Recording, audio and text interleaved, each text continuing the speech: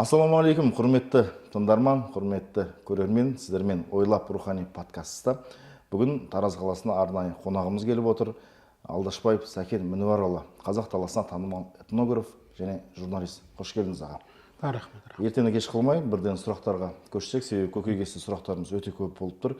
Бірінші сұрағымыз ұлттық құндылықтан бастайық, алғашқы әу деген әңгімемізді. Одан кейін дін мен дәстүр деген ұғым негізінде қатар жүреді. Енді осы ұғымның қатар жүруіндегі ерекшеліктер қандай, бұл жердегі мән мағынаны ашып көрсетсек, бұл екеуі рухани фактордың байланысы неде деген сұрақтардан бастайық. Мархабат. Армысыздар, құрметті көрермендер. Енді бұл қойылып отқан сұрақтарыңыз өте ауқымды үлкен сұрақ қой. Бұның жауабында тіпті бірнеше сағатқа созып айтуға болатын дүние. Өйткені ұлттық құндылық деген не деген сұрақтың жауабын әр ұлттың этнографтары, ұлттанушылары, тарихшылары түрлі анықтама береді. Дегенмен осының ішіндегі ортақ бір жаңағы түсіністікке келгені ұлттық құндылық деген нәрсе бұл ұлттың жүріп өткен жолындағы ұстанымы, қадірлеген мүлкі, әдеп ғұрпы. Яғни бұл дүниелер қайдан пайда болады деген кезде табиғаттан алады бастауын, шариғаттан алады бастауын және әдеп ғұрыптан алады. Осылардың айналасында қалыптасқан нәрселер, сенімдер, амал әрекеттер, мақсат мүдделердің барлығы жаңағы салт дәстүр ырым тыйымына енетін болса, екінші бір құндылығы ол мүлікпен келетін нәрсе. Яғни әр ұлттың өзінің құнды нәрселері бар. Мысалы қазақтың домбыра, қобыз, ер-тоқым, шаңырақ, кереге деген сияқты бұл мүлікпен келетін біздің ұлттық құндылықтарымыз. Яғни ұлттық құндылық деген не деген кезде біздің, яғни қай ұлттың болса да ата-бабалары қадір тұтқан наным, сеніммен мүлкі. Бір ауыз сөзбен. Енді ол әрі қарай ішіне жіктеле береді. Оған жіктелуіне бұдан кейін тоқтармыз. Енді мына дін менен дәстүрдің айырмашылығы деген. Біздің осы қоғамда бір дүрбелең туғызып жүрген, екіұдай пікірге ала қашып жүрген бір қиындау мәселе осы. Неге десеңіз, біреулер айтады, бұл әрекет біз діннің жолымен жүрмейміз, дәстүрдің жолымен жүреміз дейді. Біреулер айтады, дәстүріміз біздің дінімізге қайшы келіп жатады деген сияқты түсініктер бар. Бұның барлығы дұрыс емес нәрсе. Неге десеңіз, дін бұл құл менен немесе сыйынушы менен жаратушысының арасындағы алтын көпірі. Ал енді дәстүр деген нәрсе бұл дінмен де байланысты болуы мүмкін, дінге байланыссыз да қалыптасуы мүмкін, әдеп ғұрыпқа байланысты да қалыптасуы мүмкін. Сондықтан әдеп, дәстүр деген нәрсе бұл бірнеше ғасырлық, тіпті осы ұлттың ұлт болғалы бері басынан өткеріп келе жатқан тәжірибелерінің жиынтығы болатын болса, дін ол қандай да бір наным сенім тұрғысынан шыққан дүние. Немесе жаңағы киелі кітаптар арқылы, мысалы исламда пайғамбарымыз Мұхаммед саллаллаху алейхи вассаламға немесе онан бұрынғы пайғамбарлар арқылы жеткен хабарлардың жиынтығы негізінде қалыптасқан ұстаным. Енді мұнан айтамыз біз, Құран белгілі бір жылдың ішінде түсіп болды. Оның басы аяғы бар. Хадис, сүндет те солай. Пайғамбарымыз саллаллаху алейхи вассаламға пайғамбарлық түскенде дүниеден өткен кейінгі аралықтағы істеген амалдары мен сөздері. Ал дәстүр бұның басы аяғы жоқ. Және қай кезден басталғаны белгісіз, және тоқтаған уақыты да жоқ. Біз қазірдің өзінде неше түрлі салт дәстүр ырым тыйымды жасап жатырмыз. Заманына қарай адамы. Я, заманына қарай адамы, адамына қарай амалы, кейбір амалдар орындалып келеді, ырымға өтіп кетеді. Осыны біз келемізде біздің дәстүрімізде дейміз. Ол дәстүрдің шығуы негізде діннен болуы мүмкін, табиғаттан болуы мүмкін, жаңағы айтқандай әдеп ғұрыптан болуы мүмкін. Сондықтан мен дәстүрмен жүремін, дінмен жүрмеймін деу, бұл жаңағы ақылға сыймайды. Бұл енді білімділікке жатпайды. Және де мына нәрсені де түсінуіміз керек. Біздің ұлттық құндылығымыздың өзі алтыға бөлінеді. Салт, дәстүр. яғни салт бөлек, дәстүр бөлек. Салт болу үшін ол орындалып жатқан амал әрекет қандай да бір негізге сүйену керек. Мәселен, қоғамда сіз былапыт сөйлесе, немесе тағы да қоғамға жат амал әрекет жасасаңыз, оған шаралар көріледі, шара заңға сүйеніп көрінеді. Дәл сол сияқты салт дәстүрде салт болу үшін ол бір нәрсеге сүйену керек. Яғни Құрамда осылай деген, хадисте осылай деген, немесе осындай уақытта осындай болған екен, соған сүйеніп осылай деген, немесе кешегі жеті жарғымыз жаңағы Әз Тәукенің жаңағы шығарып кеткен жарғылары негізінде қалыптасқан қағидаттар бойынша түзіледі. Яғни ол бір нәрсеге сүйену керек ол. Сол кезде салт болады. Ал дәстүр ол заманның, қоғамның, адамның ыңғайлығына, керектілігіне байланысты қалыптасып, кейін қолданыстан шығып қалатын, немесе ырым-тыйымға өтіп кететін амал әрекеттер. Тіпті кейбір дәстүрлер мүлде керек емес болып жоғалып кетуі мүмкін. Оны қазақтың өзі айтады, дәстүрдің де озығы бар, тозығы бар дейді.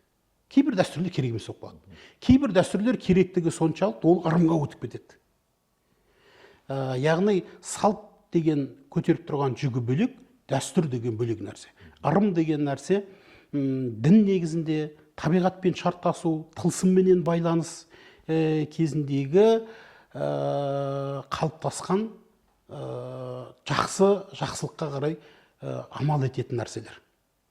Яғни ырымдау. Дінімізде осылай деген, біз 3 рет қолымыз жуамыз деген сияқты, дінімізде нені айтады, соған қарай қалыптасқан дүние болса, бұл ырым. Ол діннен алу мүмкін, табиғаттан алу мүмкін, немесе қандай да бір тылсым күштерге қатысты болуы мүмкін. Мәселен, жаңағы қазақта бар ғой, жын шайтан деген нәрсе бар.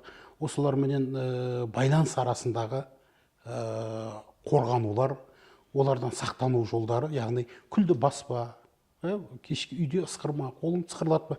Бұның әрбірінің артында не мәдениет жатыр, не табиғат жатыр, медицина жатыр, болмаса дін жатыр.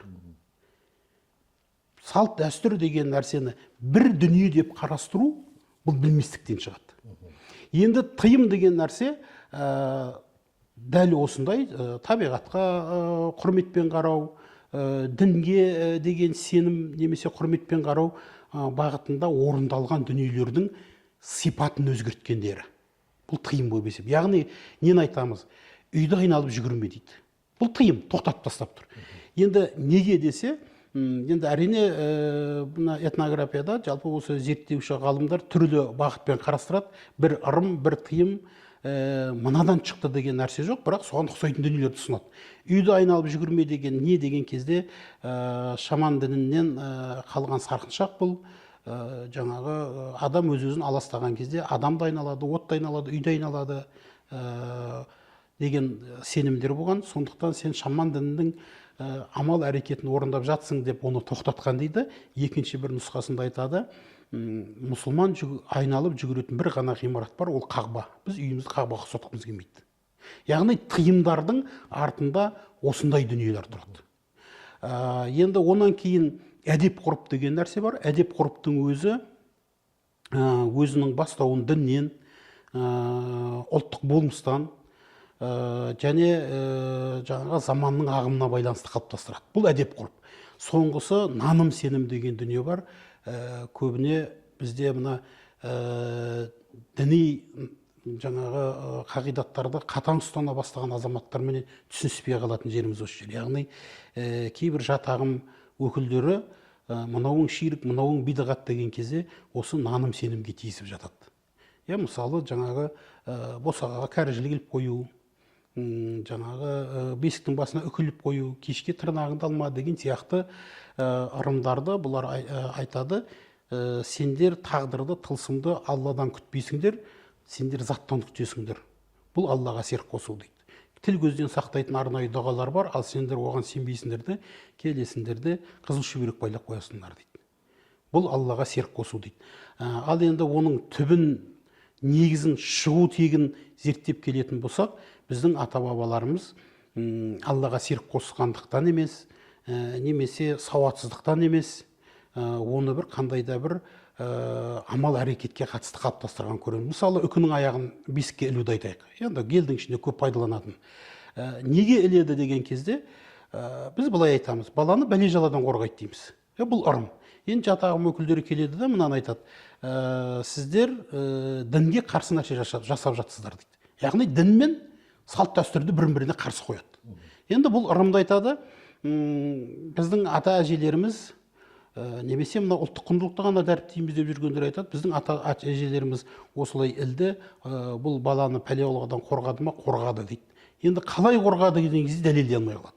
Сонан тұрады да жаңа жат ағым өкілдері баланы пәле-жаладан қорғайтын үкінің аяғы емес, Алла дейді.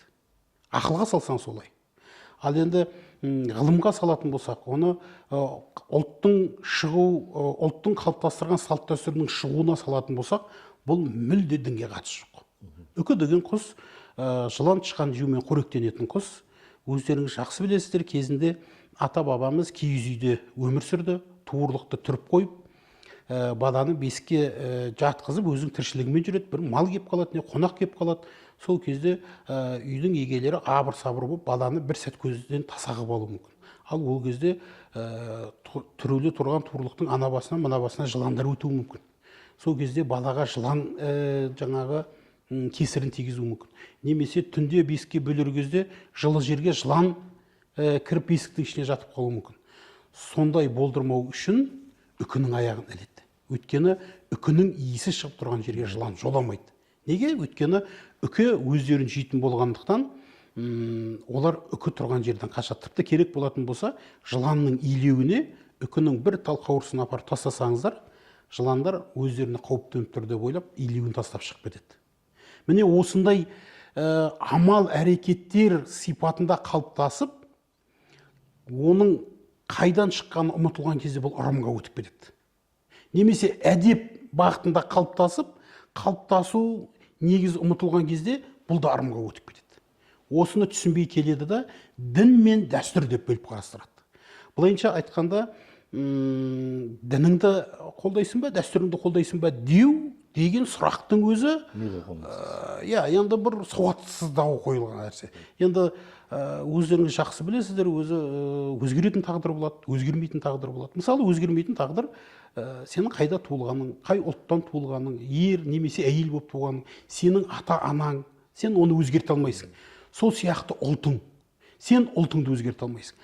Ал дін кез келген уақытта өзгертуі мүмкін.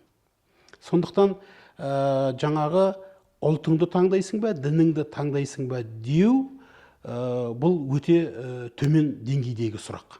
Сен ұлтыңды таңдай алмайсың, бол сен маңдайыңа жазылды. Ал дініңді таңдай аласың. Егер саған бұлай сұрақ қоятын болса, сен ислам таңдайсың ба, атеистікті таңдайсың ба десе, онда бұл жөн сұрақ. Ал енді ұлтың деп, немесе дінің деп қою жөнсіздік. Оны былай қойса болады. Сен ұлттық құндылықтарыңды таңдайсың ба, әлде дінің таңдайсың ба десе. Дегенмен бұл сұрақтың өзі сауатсыздау. Өйткені ұлттық құндылықтарының ішінде дін жоқ па? Бүй деп айтады, дін керек па? Бірінші бізге ұлт керек па? Қазақсың ба, әлде арабсың ба деп жатады. Мен мысалы сол кісілерге айтам, қазақ болғалы қанша ғасыр? Ал қазақ даласына, осы түркі даласына исламның келгені қай кез? Керек болатын болса, 8-ші ғасырдан бастап алғашқы ұстаздары келе бастады. Біз енді 11-12-де толық игерілді дейік. Енді 15-ші ғасырмен арада 3 ғасыр уақыт бар. Енді сонда сол уақыттағы біздің ата-бабаларымыз, мына мен ұлттығына таңдаймын деп жүрген азаматтардың ата-бабасы болмайды ма? Демек, біз жаңағы әлеуметтік желіде болсын, басқа жерлерде ой салыстырғанда, немесе ғылыми жұмыстар жасағанда, өкініштісі сол кейбір жерлерде мақалалар жазғанда, қандай да бір жаңағы сұхбаттар болған кезде дін менен ұлтты қатар қойып салыстырып жатады. Осы нәрседен өте сақ болу керек деп ойлаймын. Сондықтан дін менен дәстүрді салыстыруға келмейді. Яғни біздің ұлттық құндылығымызды бір ғана дәстүр деп айтуға болмайды. Дәстүр ол қалыптасушы нәрсе. Сондықтан ұлттық құндылық керек па, дін керек па деген кезде, егер ұлттық құндылықтың ішінен дін арқылы кірген нәрселерді ажыратып ала алатын адам болса, ажыратсын, сонан кейін барып қойсын. Енді бұл ұлттық құндылықтар қайдан келді деген кезде де, ұлттық құндылықтардың түрлі сипаттары бар. Ырымдардың бір ғана айтатын болсақ, саяси сипатындағы ырымдар бар, дінмен келген ырымдар бар, табиғатпен келген ырымдар бар, әдеп ғұрыппен, көршілермен келген ырымдар бар. Соның ішінде арнайы кіргізілген ырымдар бар. Тіпті осы кездің өзінде саяси тұрғыда ырым тыйымдар жасалып жатқан жоқ деп айта алмаймыз кейбір ұлттарда. Мысалы, қазақ даласында бұндай үдеріс жүрді кезінде. Оны қандай мәселелер деген кезде, мына өздеріңіз білесіздер, 70 жыл боданда болдық. Сонда бізді бодандаған ұлт, бұл ұлттың сағын сындыру үшін әуелі дінін құрту керек дейді. Ол ақиқат. Бірінші сауатты адамдарымызды, тұлғаларымызды құртты, одан кейін дін өкілдерін құртты, және рухын сындыруымыз керек деген нәрсе болды. Оны қалай істейді дегенде, біз діндері тыйым жасаған нәрсеге қарсы жұмыс жасатамыз. Бұл осындай жүйе жүргізілген. Сөйткенде, бұлардың пайғамбарлары, немесе кітабы, немесе діни ұстанымы нені жасама дейді, нені орындама дейді, біз соны орындатамыз. Енді келеді де айтады, мына жұрт жақсы біледі, пайғамбардың Мұхаммед саллаллаху алейхи вассаламға пайғамбарлық келгенге дейін араб даласы адасушылық болды. Ол жақсыратын нәрсе емес. Оларда жаңағы төбесінен қара құс ұшса жолын болмайды деп тоқтататын болған. Бір сапар жасайтын болса аңды үркітеді, сонда оңға қашса сапарын жасайды, солға қашса жасамайды деген сияқты ақылға сыйымсыз ырымдар болған. Осы ырымдарды пайғамбарлық келгеннен кейін Мұхаммед бұларды тоқтатады. Бұлар тағдырды шешпейді, бұлар жақсылық не жамандық алып келе алмайды. Өсті де тоқтатты. Енді бізді бодандаған бір жүйе, пайғамбарлары нені тоқтатты, соны балаларына жасаймыз деген дүние мақсат қойды. Сөйтті де, сен төбеңнен қарға ұшып өтсе, отыра қал, өйткені отырмасаң сен екі аласың деді. Бұл пайғамбар тыйған нәрсе арабтардағы. Әкелді де бізге екінші сипатымен кіргізбеді, яғни саяси ырымдар. Жаңағы алдыңды қара мысық кесіп өтіп кетсе, бұл да адасуда болған араб даласындағы ырымдардан еді. Пайғамбарға пайғамбарлық келгеннен кейін енді көптеген дүниені тоқтатты, осыны біздің балаларға жасатты. Қазір жоқ деп тағы айта алмаймыз. Біз білмейміз. Және жүйе, билеуші, немесе патшалық өзіне ыңғайлы дүниені сол өзінің қарамағындағы нәрселерге, ұлтқа, халыққа қинап кіргізу арқылы, және халықтың өзі қандай да бір дүниені жасау арқылы пайда болады. Мысалы, мынаны айтайық. Патшалар арқылы келген дүниенің біреуі аққуды атпа дейді. Аққу еті негізі харамға шығарылмаған исламда. Медициналық тұрғыдан да бұны жеуге болады. Дегенмен ұлттық біздің болмысымызда бұл аққудың етін жақсы көрмейді, дегенмен бір ер адам үшін пайдалы дүние. Бұны кезінде патшалар ғана жейтін болған. Сондықтан мынадай үкім шығарған. Аққуды кез келген адам жемеу керек, өйткені тұқым азайып кетеді. Сондықтан бұл аққуды атпаңдар деген қандай да бір қауесет жіберіп, елдің ішінде аққуды бір киелі құс ретінде шығарған. Сөйтеді, халық ойбай бұл аққу махаббаттың символы, әдеміліктің, көріктіліктің нышаны деп бұл аққуға тимейді, тек патшалар ғана жасырын түрде алып жеген. Соның айналасында аққуға деген неше түрлі ырымдар пайда болды. Мына жаңағы мамандар жақсы біледі, тіпті керек болатын болса, әлеуметтік желіден де көрсеңіздер болады. Енді бұны көріп жатқан көрермендер, бізде қазір ақылдылар көп қой, қарсы шығып кетуі мүмкін. Сол қарсы шыққан адамдар мамандардан сұрасын, немесе әлеуметтік желіден көрсін, аққу өзінің жұбын тез ауыстыратын құстардың қатарынан. Ол аққудың екінші бір аты бар, ұябұзғыш деген. Ол өзі балапан салатын кезде өзге ұядағы балапандарды, өзге ұяларды бұзып, жұмыртқаларын ағызып кетеді. Өзінің балапандары шыға бастаған кезде басқа ұялардағы балапандарды, ұяларды бұзып өлтіріп тастайды. Осындай сипатқа ие құс ол. Біз жаңағы бір әулие көріп, махаббаттың бір символына айналдыра қоятын нәрсе емес. Ал қалай айналды деген кезде, оның негізінде патшалардың өзі ғана жеу мақсатында қалыптастырған идеологиясы. Сондықтан мына ұлттық құндылық деген кезде бұны діннен бөліп алып қарау керек. Және дінге қатысын мойындауымыз керек. Бізде қазір мынадай бір үдеріс жүріп жатыр ғой, дін десе шошып түсетіндер. Ол тіпті атеист болмасын.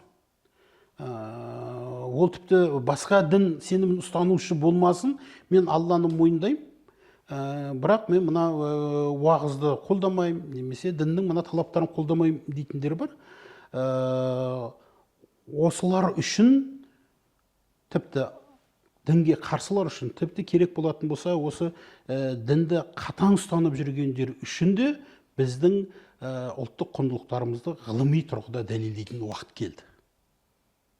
Осыны айтамын. Екінші сұраққа кезек берейік. Өзіңіз білесіз, қазақ даласында сол уақыттарда діни алауыздықтар деген келіспеушіліктер бұрын-соңды болмаған. Ал енді қазіргі таңда бір-біріне қарсы келетін дәлелдемелермен шығып тұратын көріністерді көріп қаламыз. Бұл жерде не өзгерген? Дін өзгерген ба, әлде қоғам өзгерген ба, немесе ақпарат кеңістігі адамды осындай шатасуға алып келіп тұр ма? Бұны біз қалай ашып бере аламыз? Енді сіздің бір осы сұрағыңыз мына қоғамда бір талқыланып жүрген дүние ғой. Үш фактіңізді де айтады да, дейді. Қазіргі дін өзгерген дейді.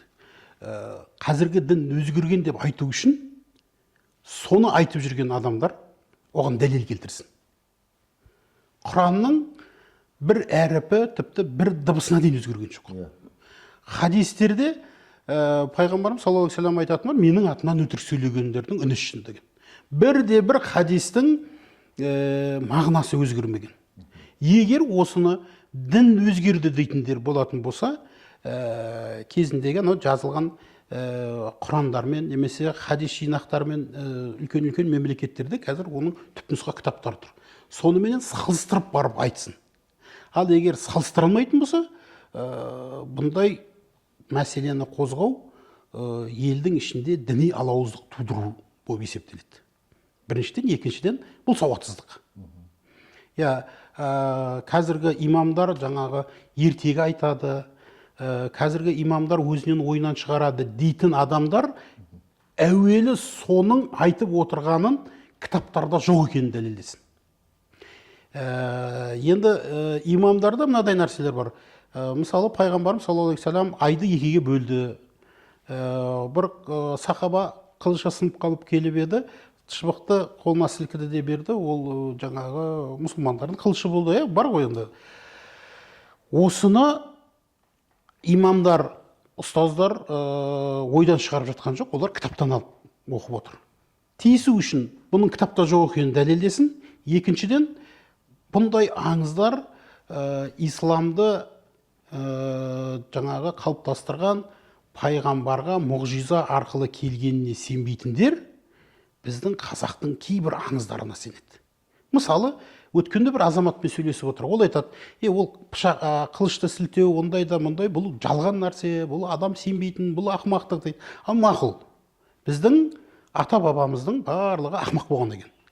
Ал енді сен мынаны айтшы, жаңағы Қарабура әулиенің қызын жаңағы шашын кесіп тастады, қолын кесті, апарды да жаңағы күйеуі патша ғой енді, хан ғой енді болды.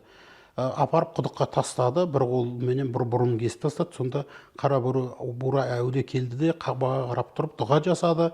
Сөйтіп таң атқанша дұға жасады. Егер менің қызым ақ болатын болса, онда оның бұрымыменен қолы қайттан орнына шығады деді. Сөйтті де барып құдықтан таң атқанша дұға жасады. барып құдықтан бегім ананы шығарып еді, оның қолымен бұрымы орнына келді дейді. Енді осыған сенесің ба десем, сенем дейді. Енді мен айтам, бұл әулие. Бұл қай ғасырда өмір сүрген жақсы өзі, пайғамбарымыз саллаллаху алейхи вассаламнан кейін дүниеге келген. Кешегі біздің ислам келген кездегі біздің әулиелеріміз.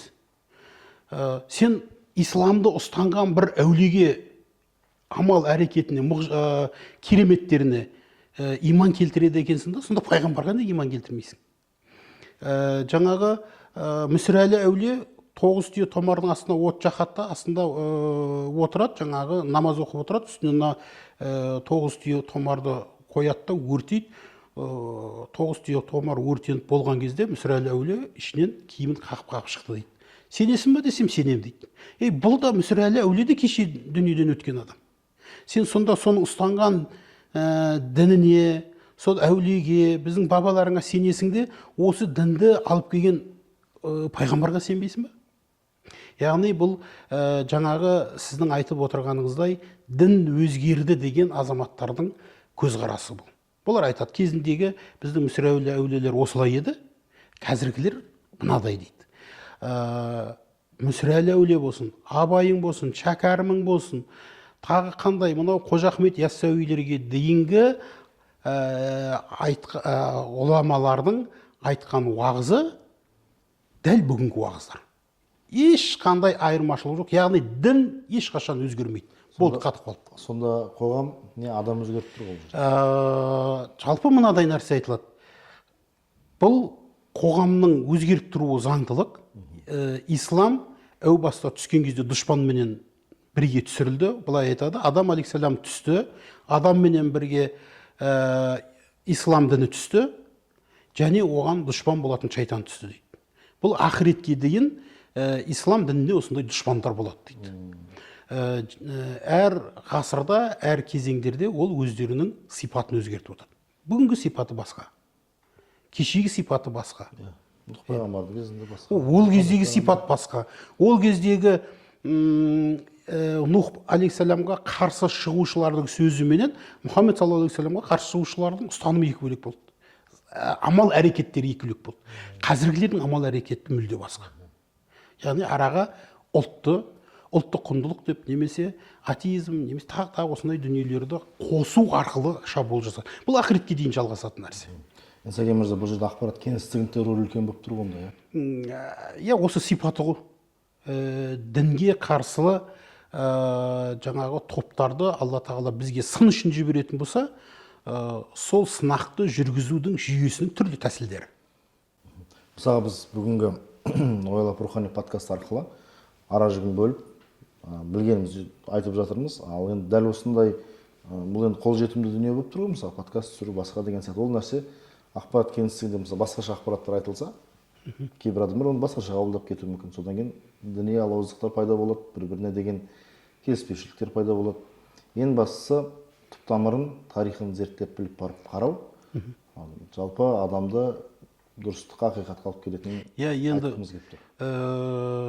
Дәлелдеу үшін де фактіге сүйену керек қой. Имам өтірік айтып отыр ма? Өтірігін дәлелде. Дәлелдей алмайсың ба? Байбалам салма. Байбалам, ит үрді, керуен кешті. Бұған дейінде не бір ғұламалар ислам дініне қарсы болған. Бір ғана Әбдуахаптың білімділігіндей керек болатын болса, шайтанның білімділігіндей білімділер жоқ. Бірақ сол шайтанның да білімділігін жеңіп жатқан ислам, бәрі жеңілмейді ол. Жалғастырайық. Енді көкейде тағы бір мынандай бір сұрақ келді.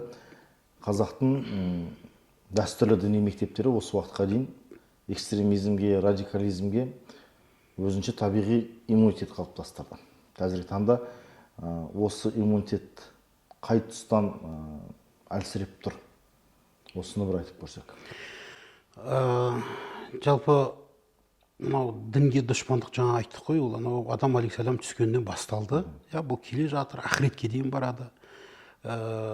Кезінде біздің ата-бабаларымыздың арасында дінді насихаттағанда да дін ішіне кіргізген алауыздық болған жоқ деп айта алмаймыз. Болды болған дейінді.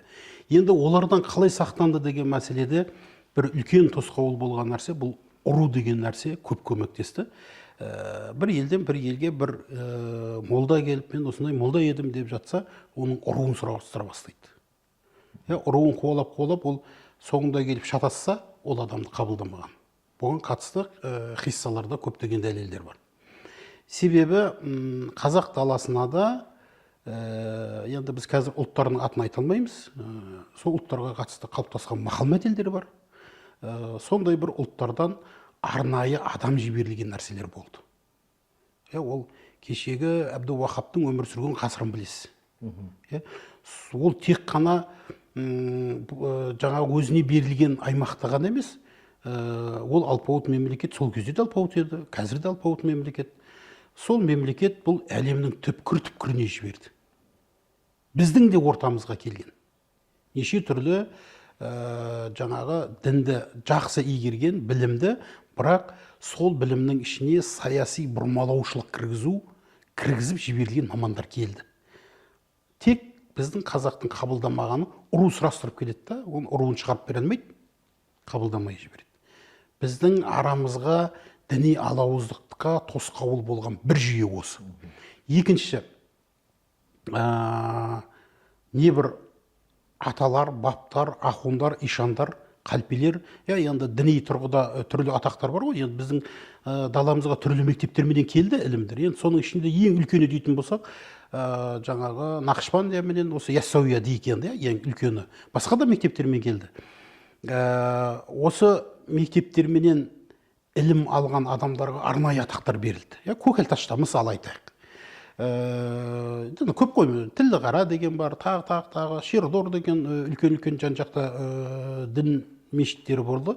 Осылардан оқып, ілім алып келген жаңағы мамандар, дін өкілдері келгеннен кейін елдің ішінде пәтуа берді. Ел соған тоқтады. Ал біз қазір тоқтамаймыз. Дін өкілі айтып атса, біз өзіміздің пікірімізді айтып кетеміз. Ол олай еді, бұлай. Ал ол кезде қалай еді? Дін өкілі айтады, оны елдің ақсақалы бекітеді. Болды, бұл дала заңы болып қалыптасатын тұғын. Ал қазір біз үлкеннің сөзіне тоқтау дегенді қалдық. Осыдан бірнеше жыл бұрын бір өзге ұлт өкіліменен әңгімелесіп отырып, сонда мынадай бір нәрсені айтқан: біз сіздерге таңғаламыз, кішкентай балдарыңызға дейін тос айтқызып қоясыңдар дейді. Ал ол тос айту деген үлкен ақсақалдардың алдында, ата әжелерінің алдында ойын еркін айту деген сөз ғой бұл. Ертең осының аяғы үлкендерді тыңдамауға алып барады деген тұғын. Ал бізде дейді, үлкені туған күн болсын, үйлену тойы болсын, тағы басқа жақсылықтарда, адам басына сынақ түскенде, қайғылы жағдайларда осы үлкені басып айтады, қалғандары соны қолдайды. Солай қалыптастық. Біз үлкенді тыңдаймыз дейді. Үлкеніміз не айтады, сол болады дейді. Ал сіздерде мынау кішкентай балаларыңызға дейін тұрып, стакан ұстап тұрып, тілек айтады, ол мен деген нәрсені қалыптастырады дейді. Біз осыған алып келе жатыр. Біздің жаңағы қойып отқан сұрағыңыздың шешуі осы. Бір дін өкілі айтып, оны бір ақсақалымыз осылай қылайық деп бекітіп атса, біз мына жақтан отырамыз да өзіміздің пікірімізді айтамыз. Дауласамыз. Осының соңы келеді де елдің ішінде діни алауыздықты қоздырады. Сондықтан біз жаңа ғана ұлтты таңдайсың ба, дінді таңдайсың ба деген сияқты, біз осыменен қосымша ұлттық болмысымыздан айырылмауымыз керек. Ұлттық ұстаным, ұлттық болмыс деген нәрсе болады. Ұлттық ұстаным ол дініңе байланысты, заңыңа байланысты, жеріңе байланысты, жан-жағындағы қатысып отқан басқа ұлттарға байланысты қалыптасатын дүниелер.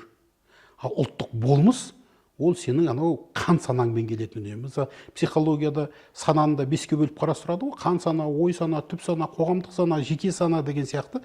Осының ішіндегі қан санасы бұл біздің болмысымыз. Болмысымызда қандай еді? Үлкен сөйлеп жатқанда кіші жағыласпайтын еді. Шеше сөйлеп жатқанда қыз алдыға шығып сөйлемейтін еді. Ал біз қазір бәріне еркіндік беріп қойдық. Бұны қазірде қолға алмасақ, осы кешіккен кете береді. Сондықтан осы ұлттық болмысты жаңағы діннен бөлек қарастырмау керек оны. ұлттық болмысты да дінді де қатар алып отырсақ біз ештеңеден ұтылмаймыз. Ал енді бүгінгі ойлап рухани подкастының түйінді сұрағы мынандай болғалы тұр. Қазақта дін мен дәстүрдің үйлесімі қатар жүретіндігін біз осы уақытқа дейін айттық. Ал енді осы үйлесімді қалыптастыратын, нығайтатын әрқайсының бір өзіндік бір институттар болады. Әрқайсының өзінің бір миссиясы болады.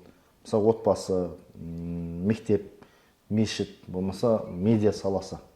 Қай институттың осы дін мен дәстүрді үйлесімін нығайту үшін, ары қарай да жақсы алып шығу үшін мақсаттар қандай болу керек? Жалпы біздің дінімізбенен дәстүрімізді, салт дәстүрімізді, ұлттық болмысымызды, ырым-тыйымызды әрі қарай дамыту үшін әрине ең бірінші бұны ғылыми дәлелдеу. Бізге өте керек болып тұрған осы ғылыми дәлелдеп, мынау діннен шыққан, мынау әдеп ғұрыптан шыққан, мынаған медицинада осындай дүниелер бар деген секілді ғылыми дәлелдер керек. Қазіргі қоғамның, қазіргі жастардың керек етіп тұрған сол. Қандай да бір ырымды жасасаңыз, қазір көптеген жастар неге деп сұрақ қояды. Мысалы түнде тырнақ алма десең, бала айтады неге дейді.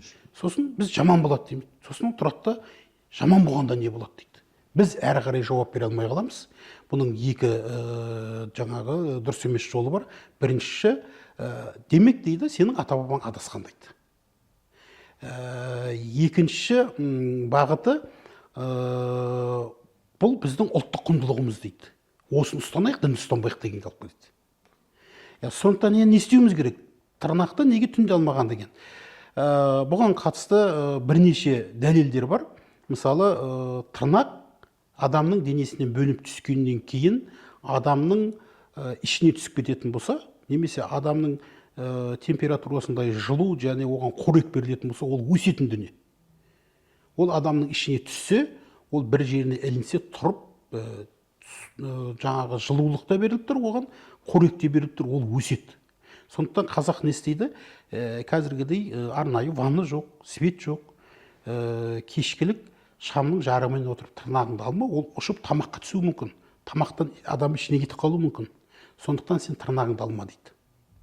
Кешке тырнақ алуға болмайды деген ырым осыдан қалыптасуы әбден мүмкін.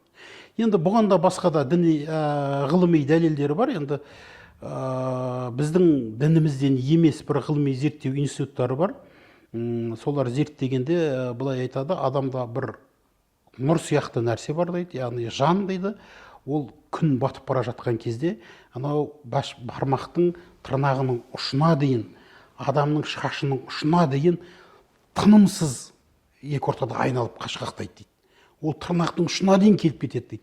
Сол кезде сен тырнағыңды қисаң, сен ауру болып қаласың дейді. Бұл ғылыми дәлелі. Бұған қатысты біздің хиссаларда да келтіріледі.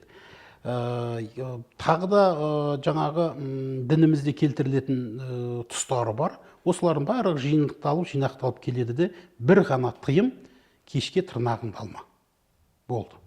Енді осыны біз осы дәлелдерменен көрсетіп беретін болсақ, бұны түсінген, ұғынған жастар мынау дәстүрде осыны ұстанамыз, немесе мынау ширік, бұл бидағат, жаңағы тырнақты кешке алсаң, жаңағы ауру болады деген, немесе тағдыр шешеді деген, Аллаға серік қосу деген сөздердің бәріне нүкте қоямыз, және ұлттық құндылығымызды жан жүрегімізбен орындай бастаймыз. Сондықтан біріншіден кез келген біздің дәстүріміз болсын, көбінесе ырымдар мен тыйымдарға қатысты ғылыми дәлелдерді бізге көрсетіп беруге міндетті.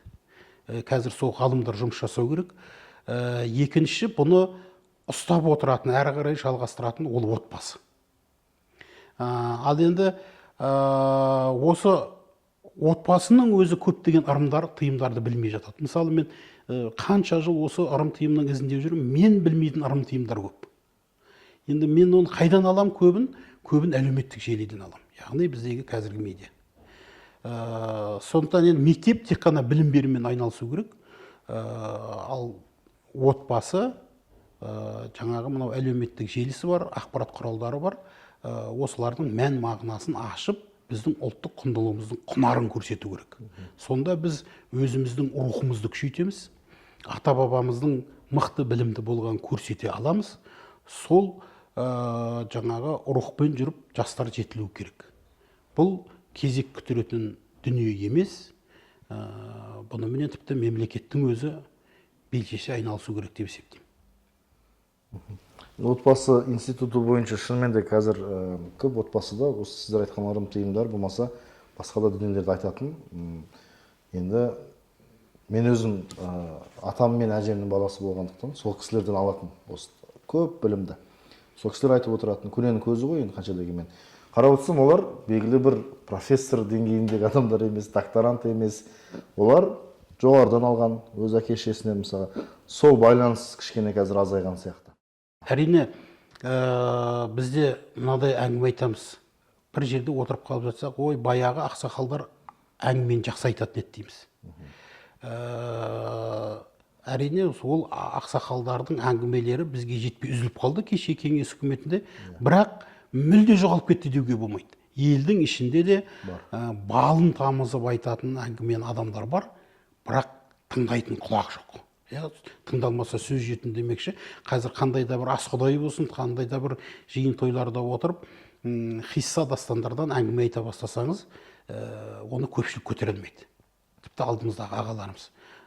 Және де біздің Қызылорда облысында жыраулар үйінде айына бір рет дастан жырлатады. Дастан, жырлаған дастанға кіру тегін. Бірақ қанша жарнама жасалса да қалып келмейді. Көрермен тыңдарман. Көрермендеріміз шәмәлі ғана адамыз. Тек жыраулар барып отырады. Ал ол жерде орындалып жатқан дастандарды көрсеңіз, бір ғана Шахнаманың, Тұрмағанбет Ізтелеуовтің Шахнамасы қандай дүние жырланды, адам аз. Сол сияқты көптеген дастандар жырланды. Біз отбасы институтын рухани тұрғыда құрамыз дегенді сөз жүзінде ғана айтамыз. Іс жүзінде ешкім бұған құлшынып жатқан жоқ. Қазір бір тойға барып отырып, бір дастан айта бастасаң, 2-3 минуттан кейін біреуі машинасын айтады, біреуі пәтерін айтады, біреуі жұмысын айтады. Сөйтіп дүниеви әңгімеге ауысып кетеді. Ал әңгімемен руханиятты қалыптастыру тек қана қазақта деуге болмайды. Барлық ұлтта бар. Барлық ұлттың мәселесі де осы. Соның ішінде қазақ халқының жинаған құнарлы дүниесі өзге ұлттардан көбірек, мықтырақ. Оны енді мен өзім қазақ болғасын мақтанып айтып жатқан жоқпын. Расында біздегі ауыз әдебиеті өте керемет дамыған. Сондықтан не істеуіміз керек? Бұл айтады ғой, саясат оң қол, экономика сол қол, ал мәдениет бас дейді. Ал бас болмаса, мына екі қол не істерін білмейді дейді. Сондықтан біз дамуымыз үшін, біз мықты ел болуымыз үшін, мәңгілік халық болып қалуымыз үшін бірінші осы ұлттық болмысымызды, кешегі ақсақалдардың болмысын, мақал мәтел айтатын әжелерді, әлди айтатын келіндерді біз жасап шығаруымыз керек. Ал егер осыларды қолдан жасамасақ, тек қана тұрмысымызды ақша ғана билейді дейтін болсақ, сол ақша, сол әлеуметтік нәрсе ертең өзіміздің басымызға қасірет болуы мүмкін. Себебі кешегі аштықта ұлт өзінің рухының мықтылығымен қалып қойды. Білесіз ғой, жаңағы аштық болып, елден халық безіп, жан жаққа тамақ іздеп кеткенде, бір әйел өзінің қызын және қайны інісінің ұл баласын алып келе жатады. Сонда қасқыр қамалайды да жібермей қояды. Ол біздің жерлесіміз Мекемтас мырза. Осы. Сонда мен ұлды тастап кетсем, тұяқ жоғалады дейді де қыз тастап. Қыз өзінің баласы, ұл қайнысының баласы. Қызды тастайды да ұлды алып кетеді. Содан қандай жазушы шықты, содан қандай мықты азаматтар шықты. Бұл не? Бұл рухани дүние. Мен текті жоғалтпауым керек, аталық жоғалтпауым керек деген ананың ұстанымы. Біз соны қалыптастыруға жұмыс жасауымыз керек. Отбасы институтын осылай дамытпасақ біз ұлттық құндылығымыздан айырылып қаламыз. Жаңағы кімнің де айтып жүргені бар ғой, Жапонияның күріш егіні ешқандай пайда бермейді. Сонда жаңа журналист сұрайды ғой, сіздерге күріш егіні пайда бермесе неге қаржы бөлесіздер дегенде, күріш жоғалса біздің тіліміз жоғалады, ырымымыз жоғалады. Ал енді осы екеуінен айырсақ біз ұлттан айырып қаламыз дейді. Жапонияның тәсілін біз де қазір қолға алуымыз керек деп ойлаймын. Шынымен де, не болам десең, бесігіңді түзеді дейді. Енді біздің көрерменге рухты оятатындай, ұлттық болмысты қалыптастыру деп айтпаймын. Керісінше сол ұлттық болмысты нығайтатындай, ары қарай да өсіретіндей ақпараттар берілді деген сенімдеміз. Уақыт бөліп келгеніңізге рахмет. Мен өзім қазір сіздің әңгімеңізге қарап білмейтінім көп екен. Іште ұялып отырғанмен, ары қарай тағы айтса екен деп тұрмыз. Әрине бізге берілген уақытта өз межесіне жетті. Сіздермен бірге қазақ даласына танымал этнограф, журналист Сәкен ағамыздың сындарлы сұхбатын бірге тыңдадық. Құрметті Ойлап Рухани подкастының тыңдармандары, көрермендері, біздермен бірге болыңыздар. Біз бүгінгі бағдарламаны тәмамдаймыз осымен. Келесі кездескенше сау саламатта болыңыздар.